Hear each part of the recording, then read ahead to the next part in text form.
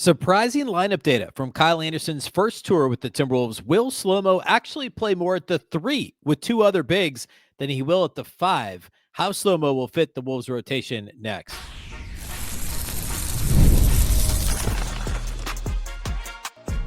You are Locked On Timberwolves, your daily Minnesota Timberwolves podcast. Part of the Locked On Podcast Network, your team every day. Hello and welcome to the Locked On Wolves podcast, part of the Locked On Podcast Network, now the #1 sports podcast network. Happy Thursday, everybody. Happy Timberwolves game day. A big thank you for making Locked On Wolves your first listen every day. Of course, Locked On Wolves is free and available everywhere. That includes YouTube, as well as all of your favorite audio platforms. Wherever you like to listen to podcasts, you can find Locked On Wolves. My name is Ben Beecken. I'm the host of the Daily Locked On Wolves podcast. Today, we will talk Wolves Raptors. The Timberwolves take on Toronto this evening. We'll talk about that toward the end of the show here today. But I want to start with some more Kyle Anderson talk, as Slo-Mo has now played his first game in his second tour with the Timberwolves. I want to talk about some of the surprising lineup data. When you really dig into what he did in his first couple of years with Minnesota, it's not exactly what I thought it would be when I really dug in fully on the lineup data.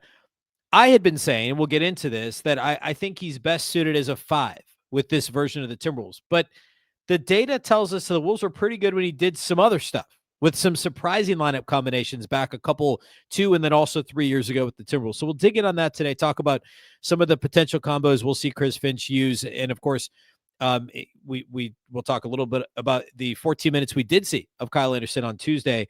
And we'll close today by talking. I also want to hit a couple other things that are related to lineups, pace of play, a couple comments Anthony Edwards made post-game on Tuesday, and then we'll get into the Wolves-Raptors matchup. That's what we'll do today here on the show. All right, so let's dig in on Slo-Mo. The case that I made last week, I did a bonus episode last Friday, kind of in the wake of the news of Kyle Anderson reportedly planning to sign with the Timberwolves. Then we talked a little bit about it earlier this week once that move was official. I thought, and I still think, Kyle Anderson's best fit with the Timberwolves is as a backup 5. Essentially the non-Rudy Gobert minutes, because he can shore up the defense as a strong team defender. He can provide a reasonable facsimile of Julius Randle offensively. Obviously not as explosive, doesn't play bully ball. Like, there's certainly differences, but the archetype of what Kyle Anderson is offensively, which is something of a Swiss Army knife, a hub, a good passer, a point forward, however you want to say it, he can do those things. He's not as dynamic, obviously. He's nowhere near the offensive player in terms of the actual production as Julius Randle. But if he's on the floor and Randle is not, he can do a lot of the same stuff, all the things I just listed. He's also a subpar three-point shooter. Obviously, Randle shoots at a much higher volume, and I guess if you take out the month of October, he's like right around 30%, but he's like, Kyle Anderson actually on much lower volume was a really good shooter his first year in Minnesota.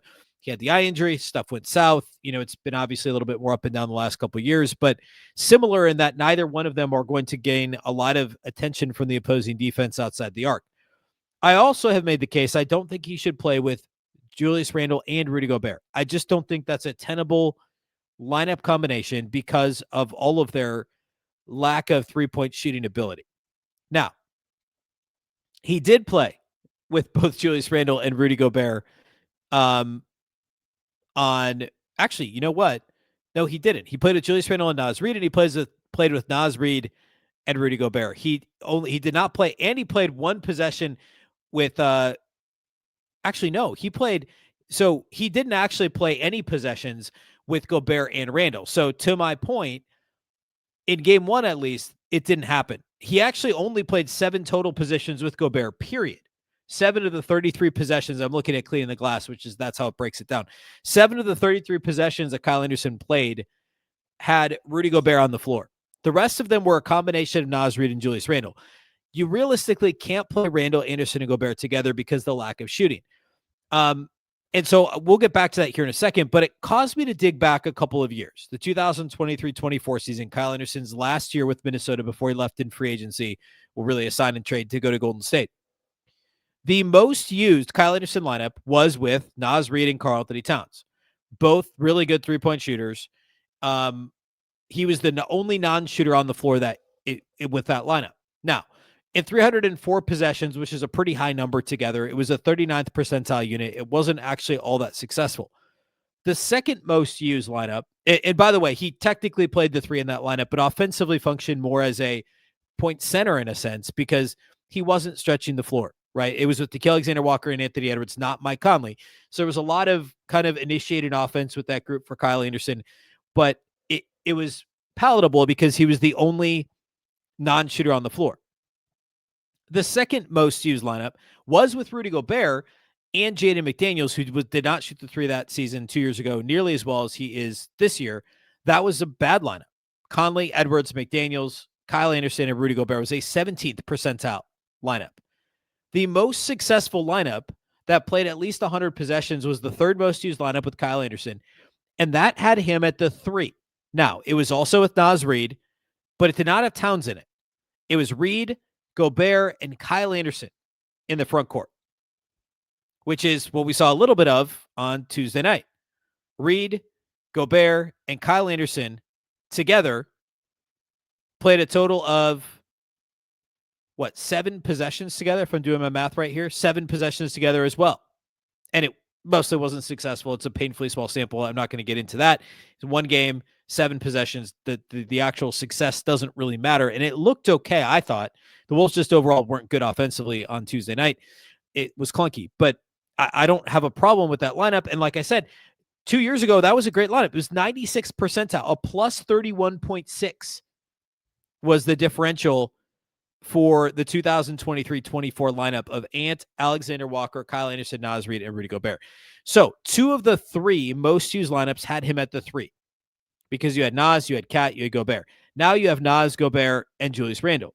Randle's obviously a much worse shooter than Karl-Anthony Towns, and that changes the calculus here a little bit. You can't just throw him out there at the 3 and be like, all right, it'll be fine, because 2 of your 3 bigs now, Randle and Gobert, don't shoot threes.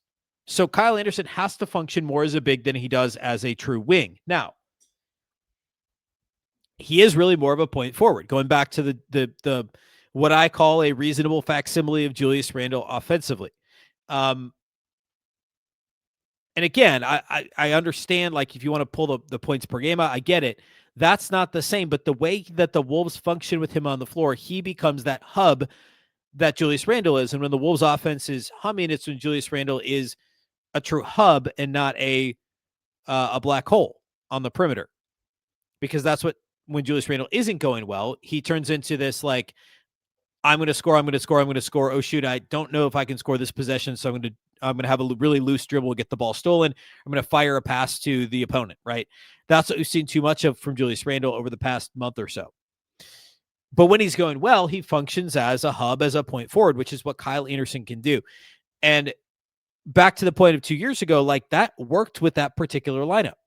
Neither of those lineups had Mike Conley on the floor. It was Kyle Anderson and 2 other bigs, which meant that Kyle Anderson was effectively running the offense. So even when we talked about Nickeil Alexander-Walker doing that, that was more last year than it was 2 years ago, because Slo-Mo was gone and Mike Conley's role was reduced a little bit last season.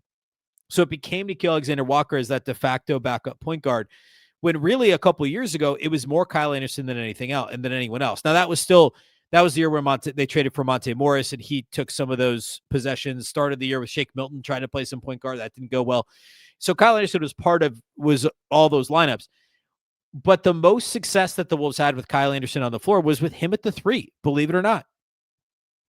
Interestingly, if you compare, like overall, all the lineups with him at the 3 2 years ago, with Kyle Anderson at the 3 versus the lineups with him at the 4. Lineups with Kyle Anderson at the 3 were 86th percentile lineups, which is just the cleanest way, rather than me giving you a bunch of triple-digit numbers of like 111 points per 100. I'm just going to give you percentiles. It doesn't tell the whole story, but I think it gives you a good sense. Lineups with Kyle Anderson at the 3 in the 2023-24 season were 86th percentile lineups. They were 56th percentile offensively, which you can live with, and 94th percentile defensively, which is awesome. With him at the 4, they were 64th percentile lineups. So still fine, but they were just 29th percentile offensively and 93rd percentile defensively. What does that say? Well, obviously there's nuance to each of those lineups individually, but I would argue that suggests when he's at the 3, he's more likely to be the straw that stirs the drink, be the hub that I've been talking about, when he's at the 4, he's probably out there with a true guard, right? A couple years ago, that would have been Mike Conley. It might have been Monte Morris. Now, if he's at the 4 or at the 5, it's going to be, well, there isn't really a true point guard, right? It might be Bones Highland. It might just be Anthony Edwards playing more point guard. But that gets back to, well, what did he do mostly on Tuesday? He mostly played the 3. So maybe that's what Chris Finch's plan is to just play Kyle Anderson at the 3 and not at the 5. A couple more thoughts on that, and then we'll transition into talking about the Timberwolves' pace and Anthony Edwards' post-game comments the other night. We'll do all that here next. Today's episode of Locked On Wolves is brought to us by our friends at 5 Hour Energy. Welcome to the 5 Hour Energy Flavor Draft. With 18 different flavors to choose from, including new options like confetti, craze, fruity rainbow, or cotton candy, there's something for everyone. The board is set, the flavors are ready, and I've got my number one pick for the 5 Hour Energy Flavor Draft. My number one pick is strawberry watermelon.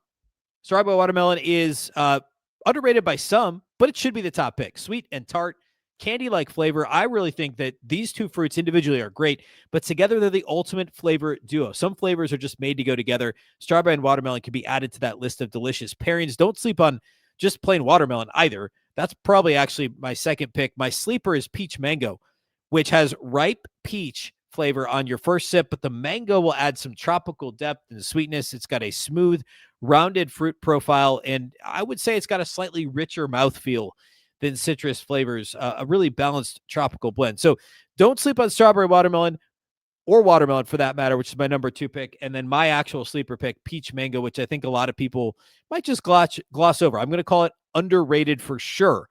5 Hour Energy shots give you a boost with zero sugar, and there's tons of upcoming flavor innovations planned as well.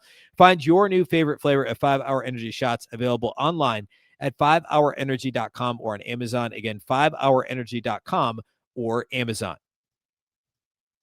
Today's episode of Locked On Wolves is also brought to us by our friends at Gametime. There's nothing like being in an NBA arena. The crowd, the energy, the moment. Getting tickets, though, that part hasn't always been so simple, and that's why Gametime has become the go-to app for scoring tickets fast without the hassle. It puts the advantage back where it belongs, and that's with the fans. It's very easy to get tickets. Just pull up the Gametime app, pick an upcoming game. The Wolves are home again tonight to take on the Toronto Raptors. We're going to talk about that game in a little bit. They're home for a weekend matinee on Saturday as well. So 2 more games in the homestand.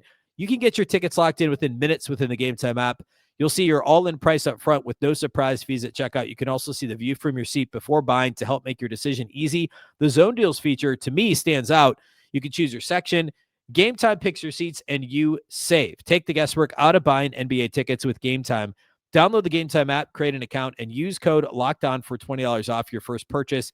That's code LOCKEDON, LOCKEDON, for $20 off. Download the Gametime app today. And remember, it's gametime.co, that's .co, not .com.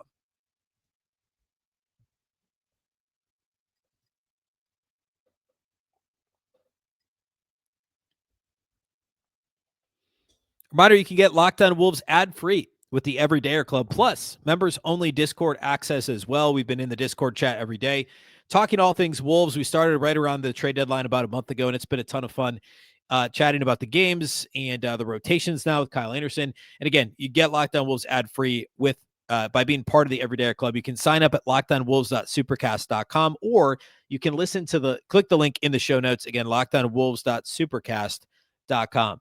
All right, a couple more thoughts here on the Kyle Anderson lineups before we move into talking about the Timberwolves pace, Anthony Edwards, Ayo Dosunmu, and more. My reasoning behind Kyle Anderson playing the 5 was simply due to the lack of spacing if you have multiple non-shooters on the floor. And I'm going to lump Julius Randle in with non-shooters. It's not simply the willingness to take threes, and I know he takes them. It's how the defense reacts, right? So if the defense doesn't care that you're shooting threes, it doesn't matter that you're shooting 4 of them a game because it doesn't bend the defense in any way, shape, or form.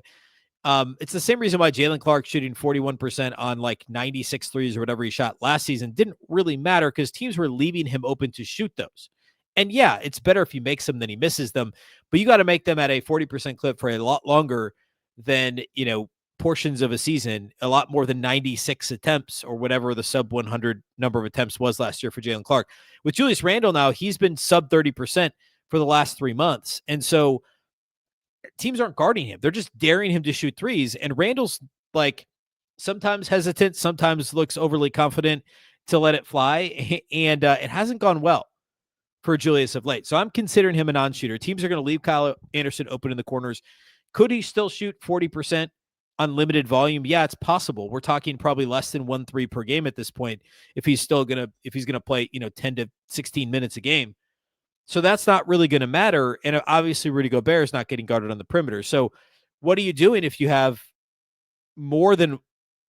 certainly more than two? Like I think it's tough to play Kyle Anderson and one other non-shooter, which I realize we just talked about. If he's playing the three, that's what you have. Unless Julius Randle suddenly starts shooting lights out like he was in October, then Kyle Anderson can't play the three. And so I'm a little bit dubious, despite the numbers from 2 years ago. Because again, what's the key point from 2 years ago? Well, when he was at the three, one of the other two guys was either Naz Reid or Karl-Anthony Towns. And in one of those lineups, it was both of them.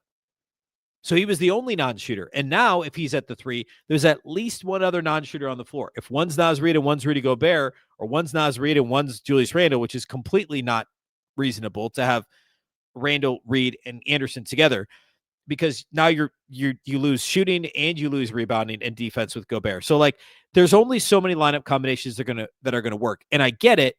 In Chris Finch's words, Kyle Anderson is a Swiss Army knife. He's a connector. He can do all of those things, which really does matter. And the length, the IQ, the ability to pass the ball, to run offense, to guard multiple positions, that's all very real.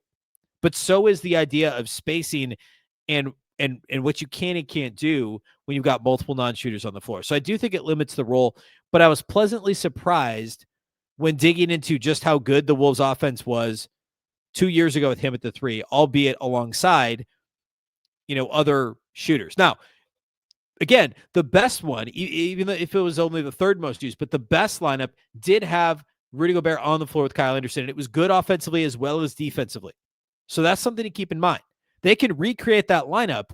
The only difference is instead of Alexander Walker, you're going to have either Dante DiVincenzo or Ayo Dosunmu on the floor. I think an Ant, Dosunmu, Kyle Anderson, Naz Reid, Rudy Gobert lineup is extremely intriguing. We actually did see that for, I think, one possession. No, wait. No, for no possessions, actually. Yeah, for no possessions. We saw, obviously, things close to that. But I think Ant, Dosunmu, Kyle Anderson, Naz Reid, Rudy Gobert, that's intriguing to me. If you're going to have Kyle Anderson at the three, I think that's doable. Because obviously Ant and Dosunmu are both plus 3-point shooters. Naz Reid is nearly at that level. And with Gobert and Dosunmu's a good defender and Ant, like that's a pretty good, well-rounded lineup with Kyle Anderson at the three that can function as a hub. So I think that's pretty interesting. And I'm very curious to see what these lineups, what these rotations look like down the stretch this season. Speaking of which, let's talk a little bit about Anthony Edwards' post-game comments. Dane Moore of the Dane Moore NBA podcast had posted a clip from the locker room the other day, Tuesday, following the game, and had posted a quote from Anthony Edwards talking about the impact of Ayo Dosunmu having on the pace. And Ant's quote was, and I'm just going to read what Dane had transcribed. He said, "I'm not a fan of playing fast. When I'm in with them, I don't have a choice because I want the ball and they gone. The only way I can get the ball is to be next to them. They super fast with the rock." Which is funny because I've talked about for a long time on the show, like Ant doesn't play fast. He likes to slow it down. He likes to survey. He likes to play at his own pace and then hit people with, like just his speed bursts to get past people, hit the step back, lull the defense to sleep.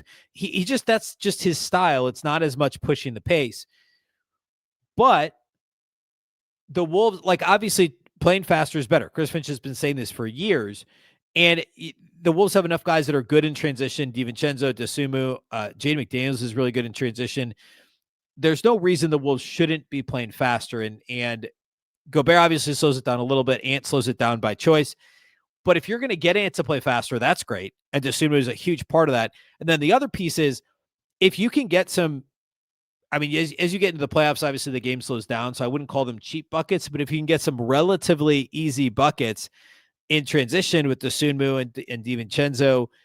We even saw was it McDaniels to DiVincenzo or was it Ant to DiVincenzo lob? Like DiVincenzo finished the business end of the alley-oop.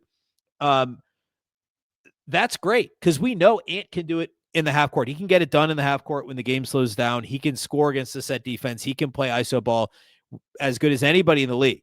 So the Wolves know they can do that. Can they get some of the other easy buckets in transition by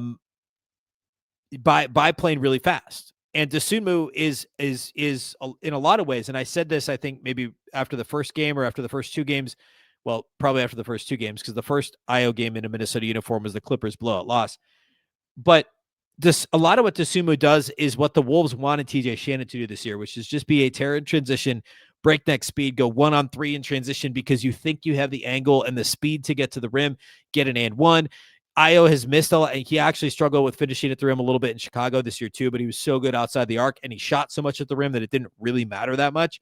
We're seeing some of those finishing issues still in Minnesota, and I think it's just because he plays so fast that sometimes he's going so fast still when he gets to the rim, and it just causes the layup to have a little too much English or a little bit too much velocity on it, and it rolls off the rim.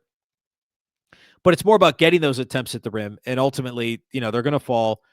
And you're going to get fouled, and you're going to create, by putting that pressure on the defense, you're going to wreak some havoc. And I was very good at that. DiVincenzo's good at it. Both guys are obviously good 3-point shooters. We haven't seen Ayo shoot threes at a super high volume in Minnesota yet, but like that adds a whole other element. We know the Wolves can score in the half court because of Ant, to an extent because of Julius Randle when he's going right, and now because of Jaden McDaniels, and they can score in transition because of all of the above as well. All those guys are good in transition for their roles and for their positions, and so Ayo Dosunmu is going to be a big part of that moving forward. Let's talk Wolves Raptors, the matchup for tonight. We'll talk about the Western Conference, where things stand, and what's upcoming for the Wolves. We'll do all that here next to close out the show. Today's episode of Locked On Wolves is brought to us by our friends at TurboTax.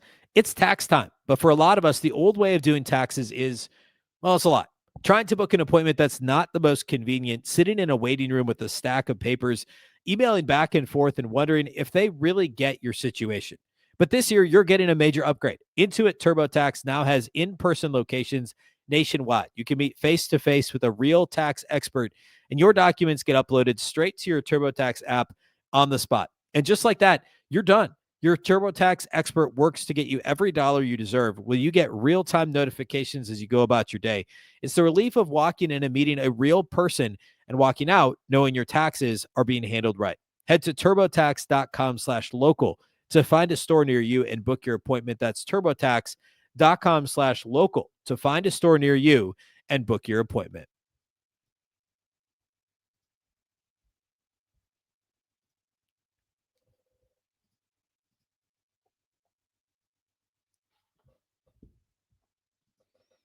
All right, the Timberwolves play host to the Toronto Raptors tonight. Of course, the Raptors they're good. They're 9 games above 500.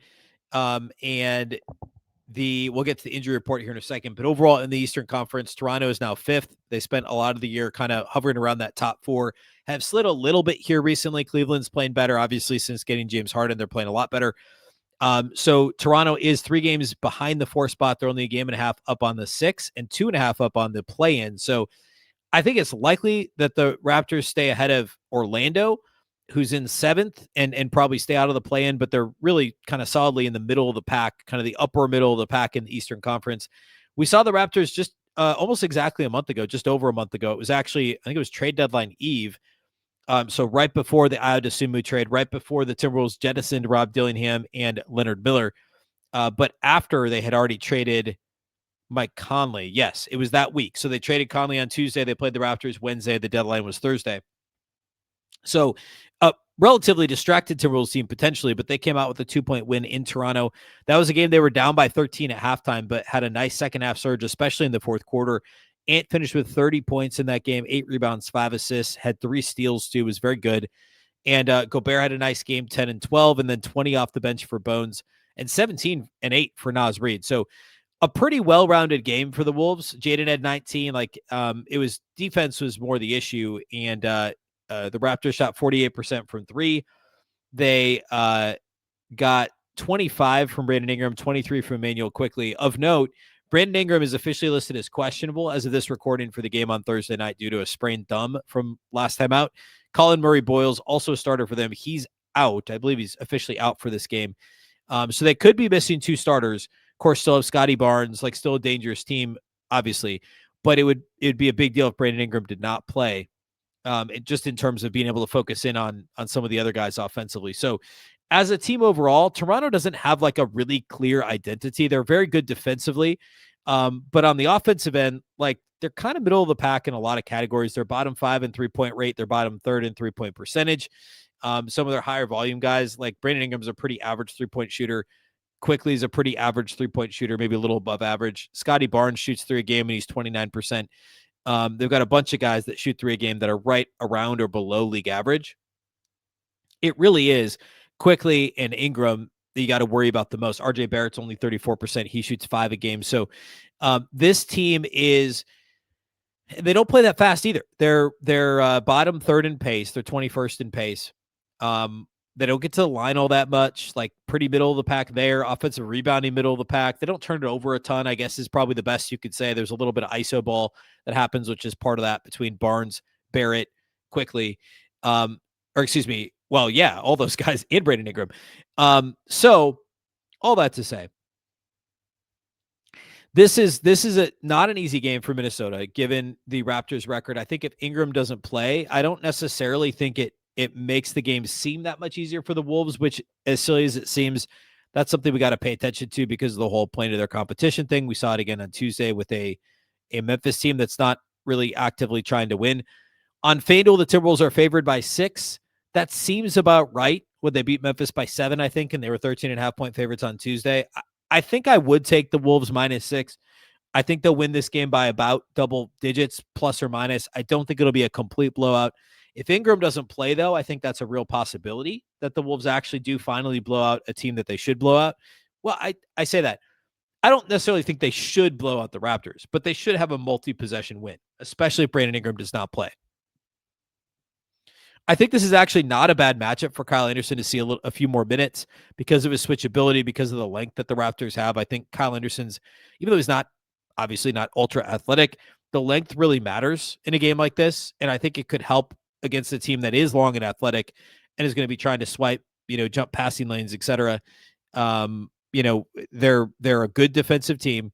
They turn opponents over a bunch. That's really kind of what their identity is. Even though they don't play that fast, they don't really run unless they're getting steals, right? They're middle of the pack in steals, but they're 4th in opponent turnover rate. So they do force opponents to turn the ball over. An important game for the Wolves, if only because they've won 4 straight and 7 of 8 now, I believe. The Wolves have won. Yeah, 7 of 8. And I would say it's important simply because it's another game that they're favored by multiple possessions. They should win this game. And it comes just prior to another game I'd put in the same category, which is Orlando, who we just talked about, is just behind Toronto in the standings. And if they can win both of these games, that would be 6 in a row. It would be 9 out of 10 wins. Heading to LA, they get an extra day of rest. They play at the Lakers Tuesday night, which is important for Western Conference standings purposes.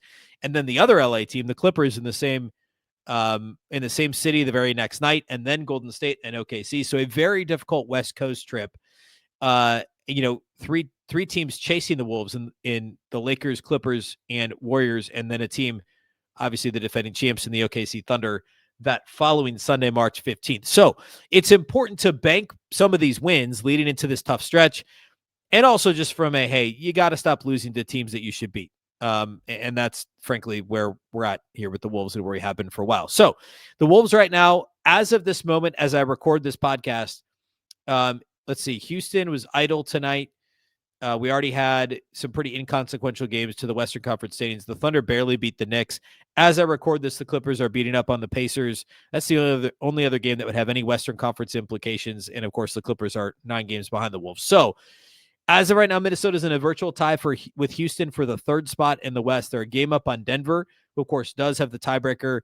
But the Wolves are a game up in both the loss and the win column. And they're a game and a half up on the Lakers, which, again, further underscores how important the upcoming games against the Lakers and then obviously the Clippers, Warriors, and Thunder are in the grand scheme of things in the West.